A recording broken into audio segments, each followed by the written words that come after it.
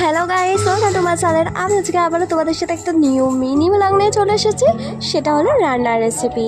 তো এটা একটা নিরামিষ পনির রেসিপি তোমাদের সাথে শেয়ার করছি। চলো দেখে নাও। ফার্স্টেই তো দেখিয়ে দিলাম, এখানে পনির কাটা আছে, তারপর ক্যাপসিকাম, টমেটো কুচি আর দই, আদা, সর্ষে, কাঁচা লঙ্কা আর কাজু বাদাম বেটে নিয়েছিল ভালো করে। ভাজা মশলা, জিরে, ধনে, শুকনো লঙ্কা ভালো করে ভেজে বেটে নিয়েছিল। ফার্স্টেই পনিরটাকে লাল লাল করে ভেজে ফোড়নে দিতে হবে লবঙ্গ, এলাচ, দারচিনি, টমেটো কুচিটা দিয়ে দিতে হবে, আদা, পোস্ত, কাঁচা লঙ্কা আর কাজু বাটাটা দিয়ে নাড়াচাড়া ভালো করে নিতে হবে যতক্ষণ না তেলটা ছাড়ছে। এদিকে মা দইটা ফেটে নিচ্ছিল। দই ফাটা হয়ে গিয়েছে, তো তারপরেই এখানে দেখো দিয়ে দিয়েছিল কড়াতে। আমি একটু নাড়াচাড়া করে নিয়েছিলাম, তারপরে একটু জল দিয়ে ক্যাপসিকামটা দিয়ে দিয়েছিল। জলটা যখন টকবক করে ফুটবে পনিরটা দিয়ে দিতে হবে। তারপর লাস্টে ভাজা মশলা গুঁড়ো রাখা যেটা ছিল সেটা দিয়ে দিয়েছিল। ভালো করে ফুটিয়ে যখন গ্রেভি গ্রেভি হবে তখন একটু ঘি দিয়ে নাড়াচাড়া করে গরম মশলা একটু ছড়িয়ে দিতে হবে। এই যে আমাদের রান্না রেডি। আমার ভিডিওটা এই পর্যন্ত।